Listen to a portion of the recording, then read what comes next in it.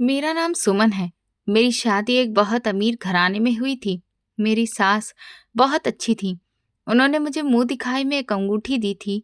जब मैं अपने मायके आई और मेरे पिता ने वह अंगूठी देखी तो वो वही चीख मार कर गिर पड़े, क्योंकि वही अंगूठी उन्होंने मेरी माँ को दी थी जो अब इस दुनिया में नहीं थी। मेरी आंख खुली तो मैंने खुद को एक ऐसे बिस्तर पर पाया जो फूलों की पंखुड़ियों से सजा हुआ लग रहा था। कमरे की छत इतनी ऊंची थी कि नजर ऊपर उठाते ही गर्दन में दर्द होने लगे, और उस छत से लटकता हुआ झूमर किसी राजमहल की याद दिला रहा था, जिसके शीशे सूरज की पहली किरण पड़ते ही हीरे की तरह चमक उठते थे। मैं कुछ देर तक बिस्तर से उठ ही नहीं पाई, बस खाली नजरों से अपने आसपास की चीजों को देखती रही।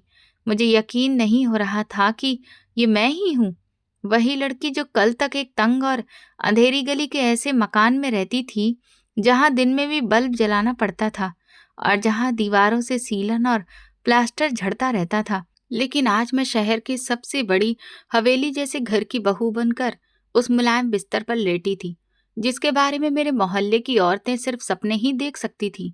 शादी की थकान मेरे पूरे शरीर में थी, मगर उससे भी ज्यादा मेरे मन पर हैरानी और खुशी का बोझ था। मेरे कानों में अभी भी पिछली रात की शहनाइयों और मेहमानों की बातें गूंज रही थीं। मुझे याद आ रहा था कि कैसे मेरे बूढ़े और कमजोर पिता ने विदाई के वक्त मुझे गले लगाकर रोते हुए कहा था कि बेटी, आज मेरा सिर गर्व से ऊंचा हो गया है कि तुम इतने बड़े घर में जा रही हो जहां तुम्हें किसी चीज की कमी नहीं होगी।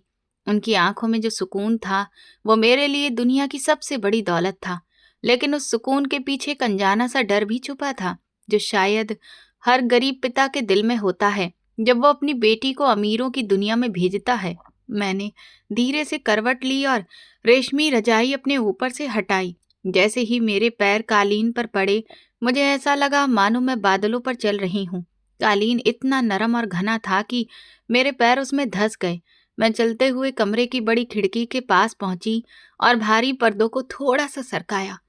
बाहर का नजारा देखकर मेरी सांस अटक गई। सामने एक बहुत बड़ा बगीचा फैला हुआ था, जिसमें रंग बिरंगे फूल खिले थे और बीचों बीच में एक फव्वारा चल रहा था, जिसका पानी सुबह की रोशनी में चांदी की तरह चमक रहा था।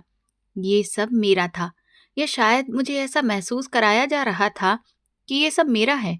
मेरे पति सुबह सवेरे ही अपने कारखानों की देखरेख के लिए निकल चुके थे और घर की नौकरानी ने मुझे बताया था कि बड़ी मालकिन यानी मेरी सास मुझसे मिलने के लिए मेरे कमरे में आने वाली हैं।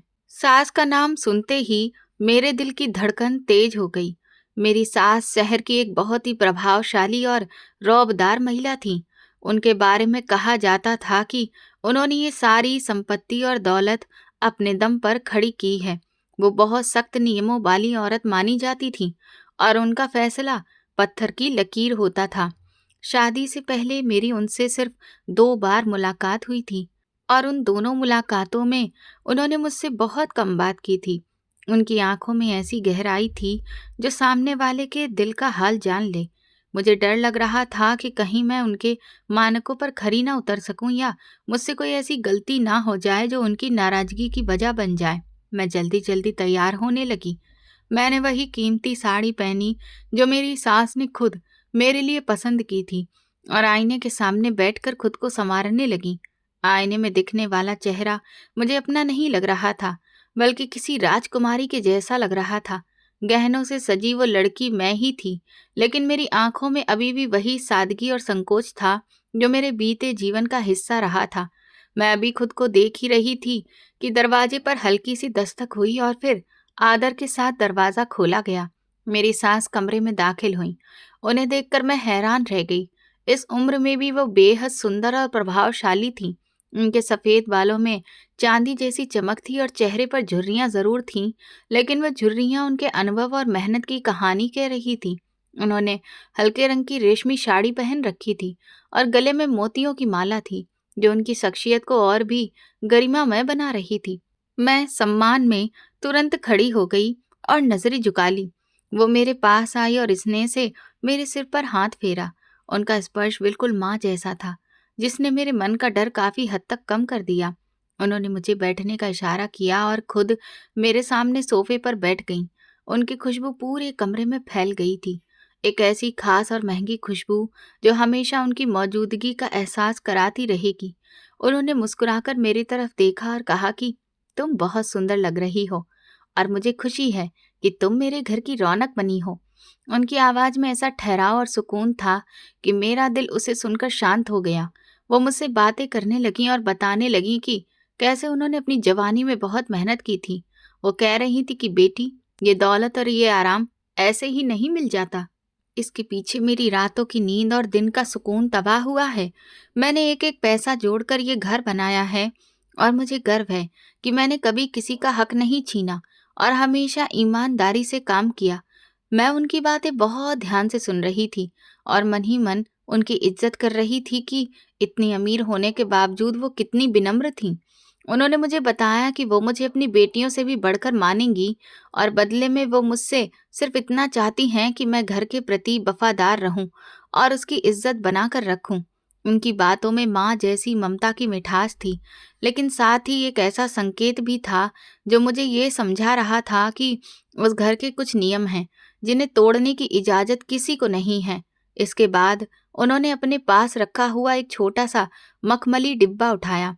वो गहरे लाल रंग का बहुत ही खूबसूरत डिब्बा था जिस पर सुनहरे धागों से बारीक कढ़ाई की गई थी।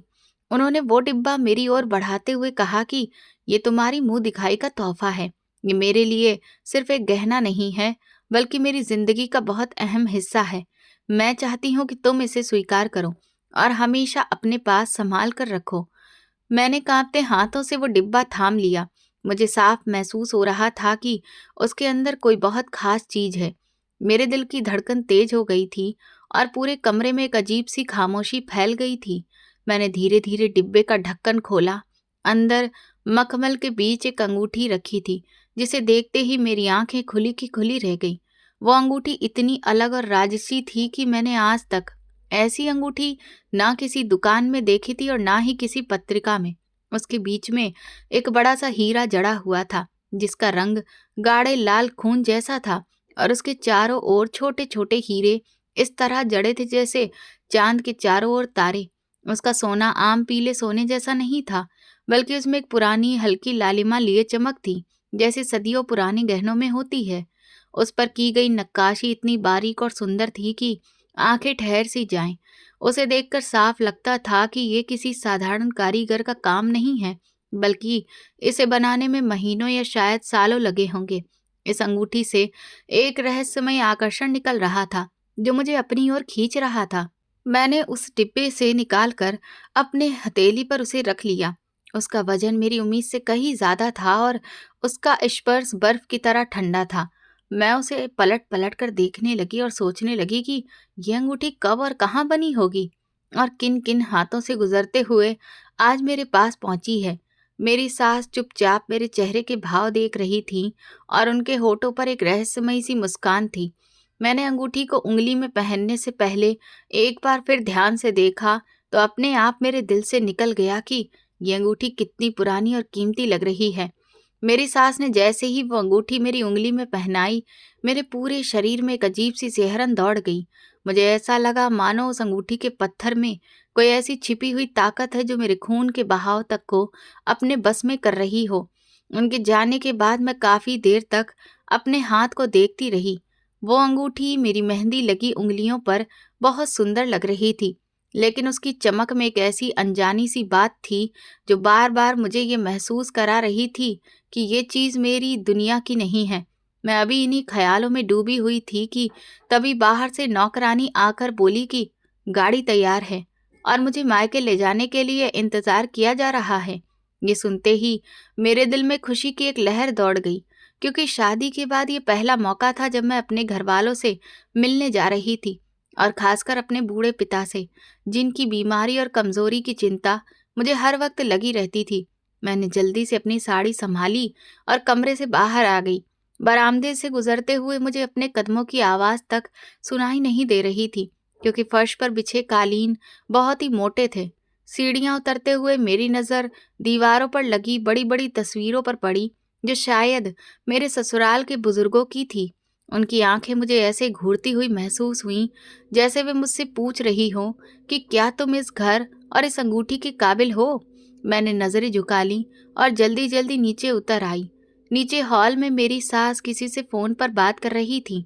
मुझे देखते ही उन्होंने फोन रख दिया और मुस्कुराते हुए मेरे पास आ गई। उन्होंने मेरे माथे पर प्यार से हाथ रखा और एक बार फिर मेरी उंगली में पहनी उस अंगूठी को देखा। उनकी आंखों में एक अजीब सा सुकून था, जैसे कोई बहुत पुराना बोझ उनके सिर से उतर गया हो।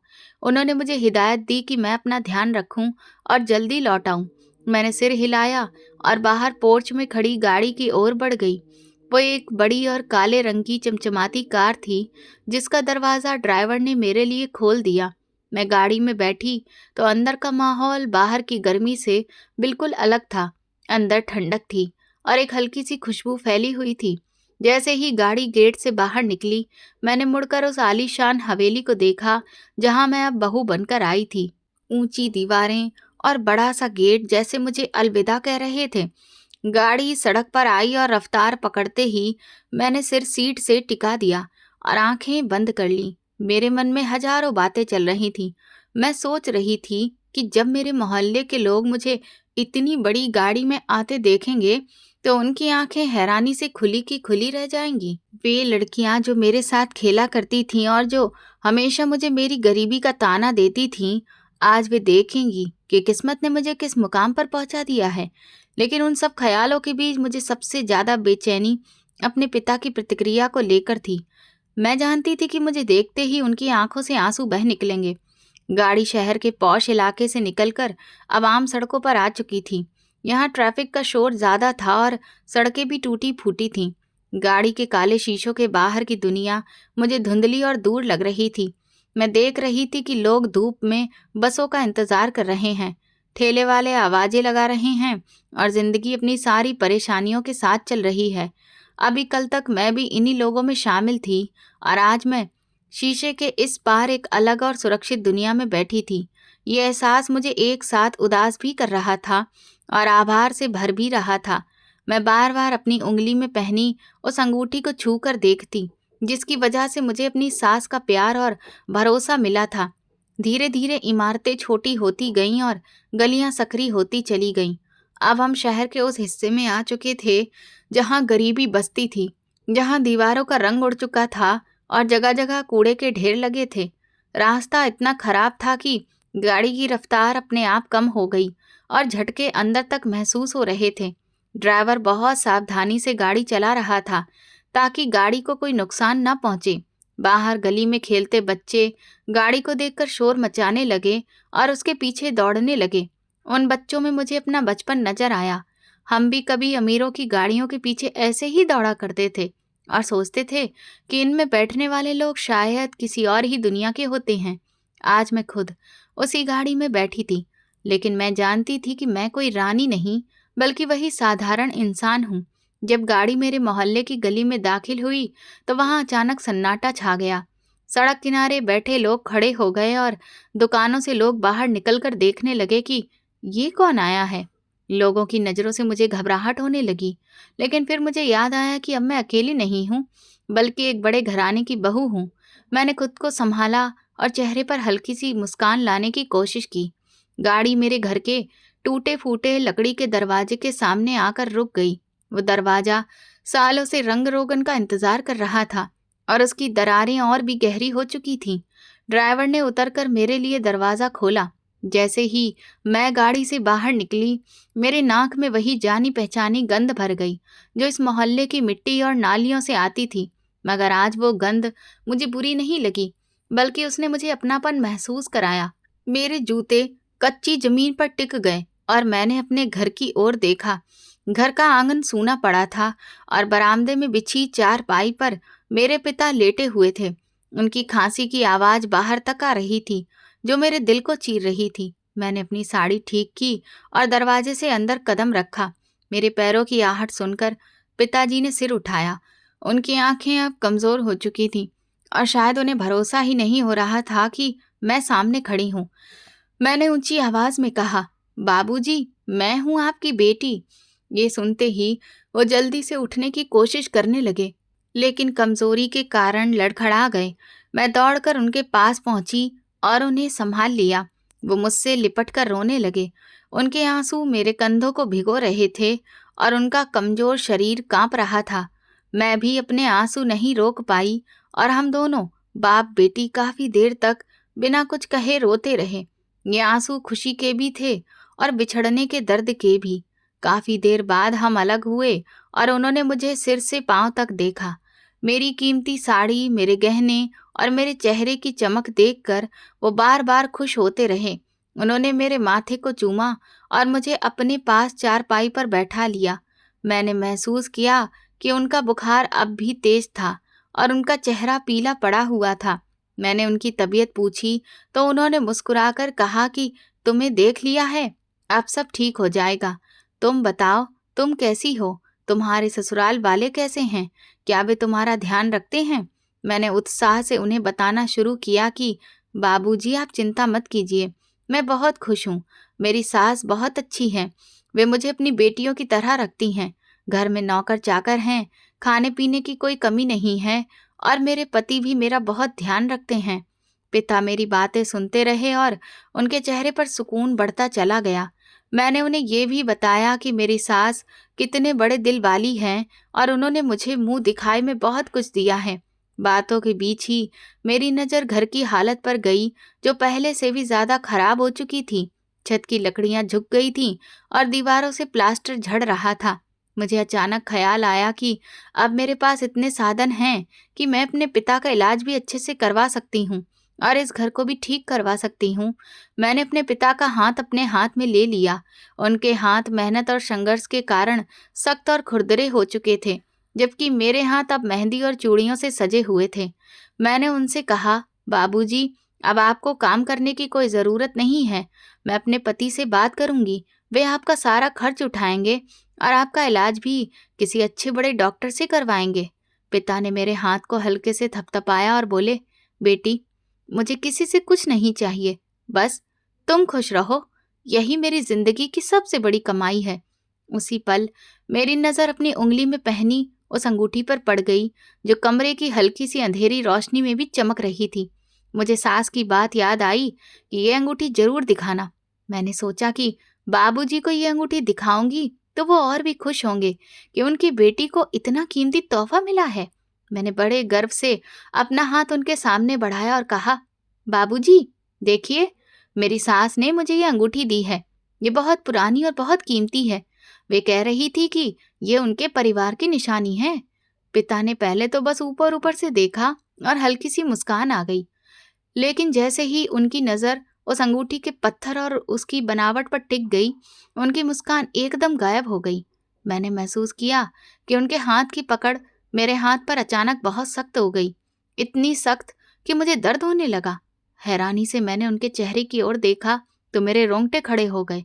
उनका चेहरा, जो अभी खुशी से दमक रहा था, अभी एकदम सफ़ेद पड़ चुका था, जैसे किसी ने उनके शरीर से जान निकाल ली हो। उनकी आंखें फटी की फटी रह गईं और वे पलक तक झपकाना भूल गए। उनकी नज़रें उस अंगूठी पर इस तरह जमी थीं जैसे वो कोई गहना नहीं बल्कि उनकी मौत का पैगाम हो। उनके होंठ कांपने लगे और वे कुछ कहना चाह रहे थे, लेकिन उनके गले से आवाज़ नहीं निकल पा रही थी। बस एक घुटी घुटी सी खरखराहट सुनाई दे रही थी। मैं घबराकर बोली, बाबूजी, क्या हुआ? आप ऐसे क्यों देख रहे हैं? लेकिन उन्होंने मेरी बात का कोई जवाब ही नहीं दिया। वे बस उस अंगूठी को ही देखती जा रहे थे। उनके माथे पर पसीने की बड़ी बड़ी बूंदें आ गईं और उनका पूरा शरीर कांपने लगा, जैसे कि उन्हें अचानक ठंड लग गई हो। मैंने उनकी आंखों में ऐसा डर देखा जैसा मैंने आज तक कभी नहीं देखा था। ये डर किसी छोटी बात का नहीं था, बल्कि ऐसा लग रहा था जैसे वे अपने अतीत का कोई भयानक दृश्य देख रहे हों, कोई ऐसा सच जिसे उन्होंने सालों पहले दबा दिया था और आज जो अचानक से अब उनके सामने आ खड़ा हुआ था। उनकी सांस तेज होने लगी और वे अपना दूसरा हाथ अपने सीने पर ले गए, जैसे दिल में बहुत तेज दर्द उठ रहा हो। मैं बुरी तरह से डर गई और मैंने उनका हाथ झकझोरते हुए कहा, बाबूजी, कुछ तो बोलिए, क्या हुआ है? ये तो बस एक अंगूठी है, मेरी सास ने दी है।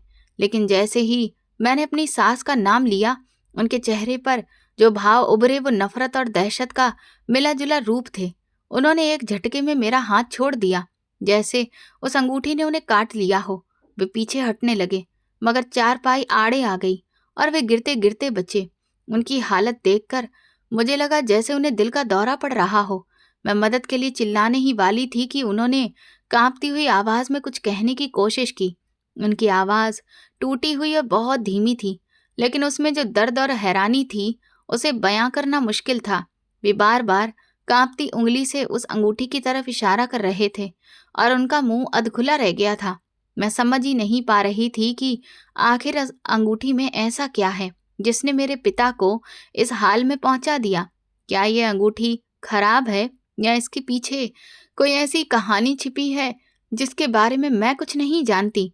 कमरे का माहौल भारी हो गया था और दीवारों की खामोशी अब डराने लगी थी। बाहर गली का शोर पूरी तरह से थम चुका था और मुझे सिर्फ अपने पिता की तेज चलती सांसें और अपने दिल की धड़कन सुनाई दे रही थी। मुझे अपनी सास का वही मुस्कुराता हुआ चेहरा याद आया जब उन्होंने मुझे ये अंगूठी दी थी। क्या वे जानती थीं कि इस अंगूठी का मेरे पिता से कोई गहरा रिश्ता है या ये सिर्फ एक संयोग था? लेकिन मेरे पिता की हालत साफ बता रही थी कि ये कोई मामूली संयोग नहीं है। यह अंगूठी सिर्फ सोना और हीरा नहीं थी, बल्कि ये एक ऐसा रहस्य थी जो मेरे पिता के दिल में बरसों से दबा पड़ा था और आज मेरे हाथ में आकर बाहर आने के लिए तड़प रहा था। पिता ने फिर मेरी तरफ देखा। उनकी आंखों में आंसू थे, लेकिन वे खुशी के नहीं थे, बल्कि बेबसी और पछतावे के थे। उन्होंने बड़ी मुश्किल से अपने कांपते होंठ हिलाए और एक ऐसा शब्द कहा जिसे मैं ठीक से समझ नहीं पाई। उसी पल उनकी आंखें छत की ओर पलट गईं और उनका शरीर ढीला पड़ गया। वे चारपाई पर लुढ़क गए और उनके गले से एक तेज चीख निकली जिसने घर की दीवारों तक को हिला दिया। ये चीख दर्द की नहीं थी, बल्कि उस गहरे सदमे की थी जो उस अंगूठी ने उन्हें दिया था। मैं वहीं सन्न खड़ी रह गई। मेरे हाथ की जिस उंगली में अंगूठी थी वो अब मुझे जलती हुई महसूस हो रही थी। मैं घबराकर आगे बढ़ी और अपने पिता को झकझोरने लगी, मगर वो पूरी तरह होश में नहीं थे। उनकी नजरें अभी भी मेरे हाथ पर टिकी हुई थीं, जैसे वे आखिरी सांस तक उस अंगूठी को अपनी आंखों से ओझल नहीं होने देना चाहते हों। ये दृश्य इतना डरावना था कि मेरे मुंह से खुद ब खुद चीख निकल गई और उसी पल मुझे समझ आ गया कि मेरी शादी और ये अंगूठी कोई साधारण बात नहीं है, बल्कि किसी बड़े तूफान की शुरुआत है। मेरे पिता की वो चीख मेरे अस्तित्व की नींव तक हिला गई थी। मैंने अपनी जिंदगी में कभी उन्हें इस तरह टूटते हुए नहीं देखा था। वे जमीन पर गिरे पड़े थे और उनका शरीर मछली की तरह तड़प रहा था। मैं बदहवास होकर उनके सीने को सहलाने लगी और बार बार पुकारती रही, बाबूजी आंखें खोलिए, बाबूजी मुझे डराइए मत। मगर उनकी आंखों की पुतलियां ऊपर चढ़ चुकी थीं और उनके मुंह से झाग निकल रहा था। मुझे कुछ समझ नहीं आ रहा था कि हंसता खेलता इंसान अचानक इस हालत में कैसे पहुंच गया। मैं दौड़कर मेज पर रखा पानी का जग उठा लाई और कांपते हाथों से उनके चेहरे पर पानी के छींटे मारने लगी। पानी की ठंडक से शायद उन्हें कुछ होश आया। उनके शरीर की ऐंठन थोड़ी कम हुई और उन्होंने एक लंबी हिचकी ली। उनकी आंखें धीरे धीरे अपनी जगह पर लौटने लगी, लेकिन उनमें अभी भी घबराहट साफ नजर आ रही थी। उन्हें मुझे पहचानने में थोड़ा वक्त लगा और जैसे ही उनकी नज़र मेरे चेहरे से फिसल कर दोबारा मेरे हाथ पर गई, वे फिर जोर से चीखने लगे, उतार दो इसे, उतार फेंको इस नागिन को। ये अंगूठी नहीं है, ये मौत है, ये हमारी बर्बादी का निशान है। उनकी बातें सुनकर मैं बुरी तरह से डर गई। मुझे लगा शायद उनके दिमाग पर असर हो गया है। मैं रोते हुए बोली, बाबूजी ये तो सोने की अंगूठी है, मेरी सास का दिया हुआ तोहफा है, आप इसे नागिन क्यों कह रहे हैं? मगर उन्होंने मेरी बात सुने बिना ही मेरे हाथ को झटका और अंगूठी को उतारने की कोशिश करने लगे। उनकी हालत बिल्कुल बदली हुई थी और वे बार बार कहते जा रहे थे कि तुम्हें नहीं पता ये क्या है, ये वही अभिशाप है जिसने तुम्हारी माँ को निगल लिया, ये वही जहर है जिसने हमारी पूरी जिंदगी तबाह कर दी। बड़ी मुश्किल से मैंने उन्हें संभाला और उनके सिर के नीचे तकिया रखा। मैंने देखा कि उनकी सांसें अभी भी ठीक से नहीं चल रही थीं और उनके माथे से पसीना धार की तरह बह रहा था। मैंने उनका हाथ अपने हाथों में लेकर कहा, बाबूजी मुझे सच बताइए, आखिर क्या बात है? आप मेरी सास और इस अंगूठी को देखकर इतने डर क्यों गए? क्या आप इसे पहचानते हैं? मेरे सवाल पर उन्होंने आंखें बंद कर लीं और बंद आंखों से भी उनके आंसू बहने लगे। कमरे में ऐसी उदासी और भारीपन फैल गया जैसे अभी भी किसी की अर्थी उठी हो। काफी देर की खामोशी के बाद जब उन्होंने आंखें खोली तो उसमें एक अजीब सा भाव था, जैसे वे अपने दिल पर रखा हुआ कोई बहुत पुराना और भारी बोझ अब उतारने वाले हों। उन्होंने धीमी और टूटी हुई आवाज में कहना शुरू किया, बेटी, तुम जिस औरत को अपनी सास समझती हो, जिस बड़े घर को अपना घर मानती हो, वो सब झूठ और धोखे की बुनियाद पर खड़ा है। वो औरत किसी बड़े खानदान की नहीं है और ना ही ये दौलत उसकी मेहनत की कमाई है। ये सुनकर मुझे गहरा झटका लगा, लेकिन मैं चुप रही क्योंकि मैं सच्चाई जानना चाहती थी। बाबा ने कांपती हुई आवाज में बीते हुए दिनों की परतें खोलनी शुरू की। उन्होंने बताया कि 22 साल पहले जब तुम बहुत छोटी थीं और शायद तुम्हें कुछ याद भी ना हो, हम बहुत खुशहाल थे। हमारा अपना छोटा सा कारोबार था और घर में सुकून था। फिर अचानक तुम्हारी माँ गंभीर रूप से बीमार पड़ गई। उन्हें एक ऐसी खतरनाक बीमारी हो गई थी जिसका इलाज बहुत महंगा था। डॉक्टरों ने साफ कह दिया था कि अगर समय पर ऑपरेशन नहीं हुआ तो उनकी जान नहीं बचेगी। मैं तुम्हारी माँ से बेहद प्यार करता था। उसे बचाने के लिए मैंने अपनी दुकान बेच दी, अपनी जमीन बेच दी और जितना पैसा इकट्ठा हो सकता था सब जुटा लिया। तुम्हारी माँ के पास मायके से लाए हुए कुछ बहुत ही कीमती गहने थे जिन्हें उन्होंने संभाल कर रखा था। उन्हीं गहनों में सबसे कीमती ये अंगूठी थी जो आज तुम्हारी उंगली में है। ये अंगूठी मेरे दादा ने खास तौर पर बनवाई थी और इसमें हमारे परिवार का एक गुप्त निशान भी बना हुआ है जिसे मैंने अभी पहचान लिया। ये कहते कहते बाबा की आवाज भर्रा गई और वे कुछ पल के लिए रुक गए। मैं सांस रोके उनकी बात सुनती रही। अचानक मेरी उंगली में पहनी वो अंगूठी मुझे सच में भारी लगने लगी। फिर उन्होंने आगे कहा कि उन दिनों तुम्हारी माँ की देखभाल और घर के काम के लिए हमें एक नौकरानी की जरूरत थी। तभी एक औरत हमारे घर काम मांगने आई। वो बहुत दुखी और बेबस बनकर आई थी और कहती थी कि इस दुनिया में उसका कोई भी नहीं है। वो हमेशा घूंघट किए रहती थी। बोलती थी कि उसके पति को पसंद नहीं है कि वो गैर लोगों के सामने मुंह खोले। तुम्हारी माँ का दिल बहुत ही नरम था। उन्होंने उस औरत को घर में रख लिया। वो औरत बहुत चालाक थी। कुछ ही दिनों में उसने तुम्हारी माँ का भरोसा जीत लिया। वो हर समय तुम्हारी माँ के आसपास ही रहती, उनके पैर दबाती, समय पर दवाइयाँ देती। मैं भी निश्चिंत हो गया था कि मेरी गैर हाजिरी में कोई तो है जो मेरी बीमार पत्नी का ख्याल रख रहा है। हमने उसे अपने घर का ही सदस्य मान लिया। हमें क्या पता था कि हम अपने ही घर में एक जहरीले सांप को पाल रहे हैं। बाबा का लहजा अब कठोर हो चुका था और उनकी आंखों में गुस्से और नफरत की चमक थी। उन्होंने बताया कि ऑपरेशन की तारीख तय हो चुकी थी। इलाज के सारे पैसे और तुम्हारी माँ के सारे गहने मैंने एक बड़े से बक्से में रखकर अलमारी में बंद कर दिए थे ताकि सुबह होते ही अस्पताल जाकर फीस जमा कर सकें। उस रात बाहर तेज तूफान था और मूसलाधार बारिश हो रही थी। मैं दिन भर की दौड़ भाग से बहुत थक गया था, इसलिए गहरी नींद आ गई। तुम्हारी माँ भी दवाइयों के असर से सो रही थी। रात के किसी पहर मुझे कुछ आहट सी महसूस हुई, लेकिन मैंने सोचा शायद हवा की वजह से खिड़की खुली होगी। सुबह जब मेरी आंख खुली तो घर में अजीब सा सन्नाटा था। मैंने देखा कि अलमारी का दरवाजा खुला हुआ है और वो बक्सा गायब है। मेरे पैरों तले से जमीन खिसक गई। मैंने पागलों की तरह उस नौकरानी को आवाज दी, लेकिन वो घर में कहीं भी नहीं थी। मैं बाहर गली में भागा, लेकिन बारिश ने सारे निशान मिटा दिए थे। वो औरत हमारे इलाज के सारे पैसे और सारे गहने लेकर रात के अंधेरे में भाग चुकी थी। उन गहनों में ये अंगूठी भी थी जो तुम्हारी माँ को सबसे प्यारी निशानी थी। ये कहते कहते बाबा रो पड़े और उन्हें हिचकियां आने लगीं। मैं पत्थर की तरह जमीन पर बैठी रही। मेरे दिमाग में अपनी सास का चेहरा घूम रहा था। उनकी सीधी सादी छवि, उनका रुतबा और उनकी दौलत का असर, सब कुछ मेरी आंखों के सामने धुंधला पड़ने लगा था। खुद को संभालते हुए बाबा बोले कि मैं पुलिस के पास गया। हर जगह उस औरत को ढूंढा, लेकिन वो ऐसे गायब हो गई जैसे जमीन में समा गई हो। उधर अस्पताल में डॉक्टरों ने बिना पैसे इलाज करने से मना कर दिया। तुम्हारी माँ दर्द से तड़पती रही और मैं बेबस होकर बस उसे देखता रहा। मेरे पास उसे बचाने के साधन थे, लेकिन सब चोरी हो चुके थे। वो औरत सिर्फ पैसे ही नहीं ले गई थी, बल्कि तुम्हारी माँ की जिंदगी भी साथ में ले गई थी। 2 दिन बाद तुम्हारी माँ मेरी आंखों के सामने तड़प तड़प कर दम तोड़ गई। जाते जाते बस वो यही कहती रही कि मेरे गहने मेरी बेटी के लिए संभाल कर रखना, लेकिन मैं उन्हें क्या बताता कि वो गहने तो वो औरत उड़ा ले गई है। तुम्हारी माँ के जाने के बाद मैं पूरी तरह से टूट गया, कारोबार खत्म हो गया, घर बिक गया और मैं तुम्हें लेकर इस टूटे फूटे मकान में आ गया जहां हम आज बैठे हैं। मैंने पूरी जिंदगी मेहनत मजदूरी करके तुम्हें पाला और इस आस में जिंदा रहा कि शायद कभी कर्मों का इंसाफ होगा। आज जब मैंने तुम्हारे हाथ में ये अंगूठी देखी तो मुझे ऐसा लगा जैसे मेरी मरी हुई पत्नी मेरे सामने खड़ी हो गई हो और मुझसे पूछ रही हो कि उसका कातिल कौन है।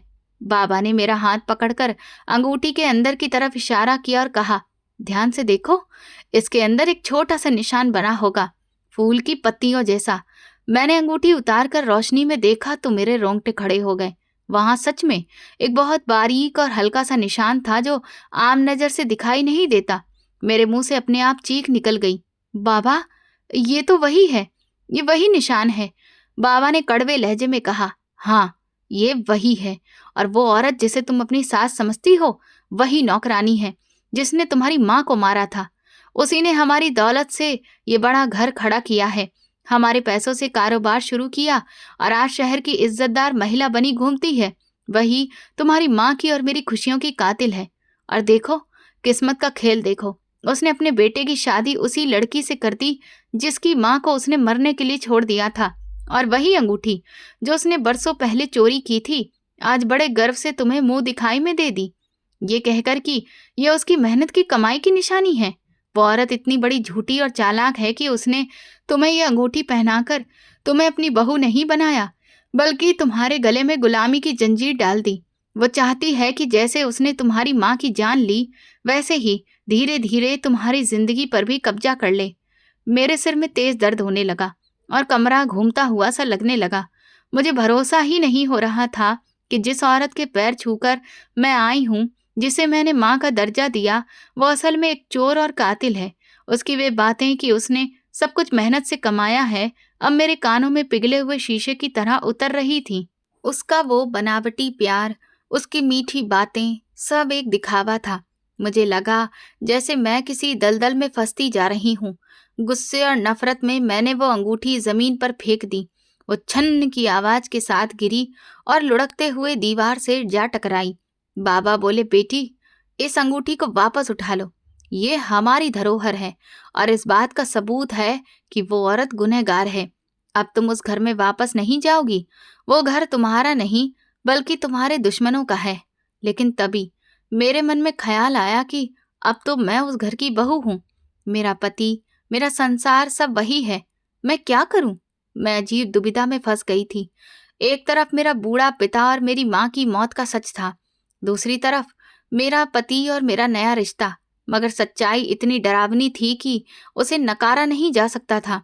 जिस औरत को मैंने महान माना था, वो असल में एक ऐसी औरत थी जिसने मेरी माँ की सांसें छीन ली थीं।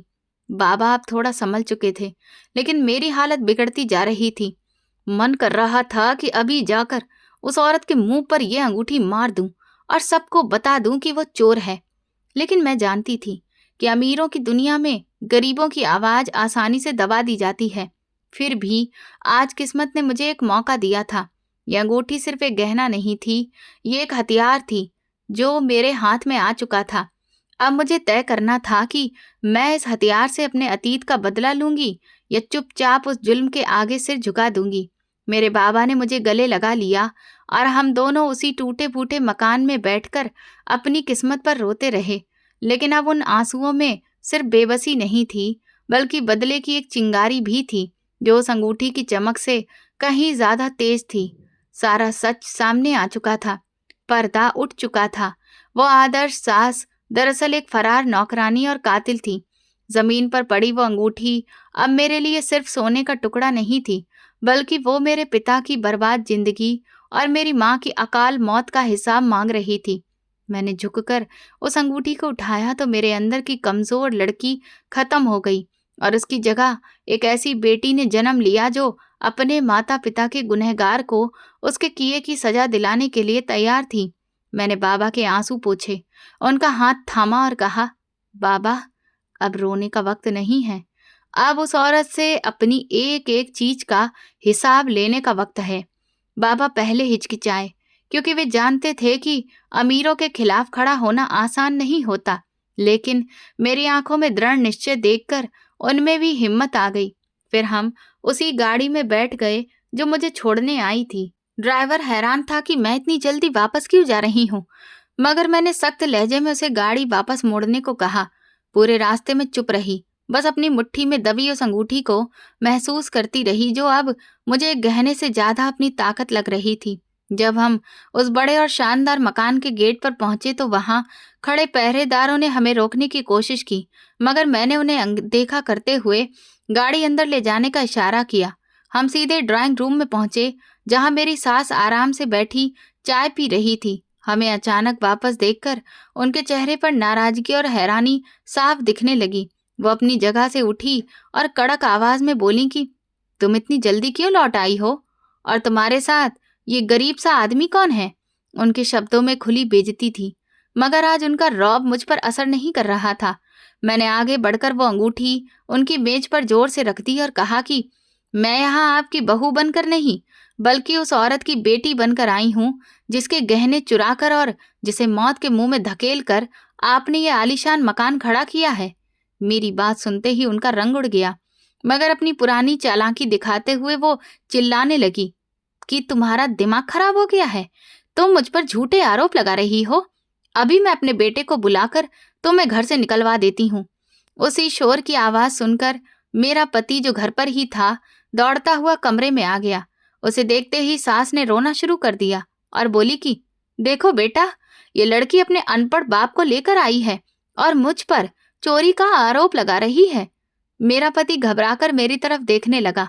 मैंने बिना डरे उसकी आंखों में आंखें डालकर कहा कि आज आपको तय करना होगा कि आप सच का साथ देंगे या उस झूठ का, जिसकी नींव पर यह घर खड़ा है। मैंने अंगूठी उठाकर रोशनी में की और उसके अंदर बना वो पुराना पारिवारिक निशान दिखाते हुए कहा कि यह अंगूठी मेरी नानी की है और ये निशान मेरे पिता के परिवार की पहचान है। अगर ये आपकी माँ की खानदानी अंगूठी है तो इस पर यह निशान कैसे है? मेरा पति चौंक गया।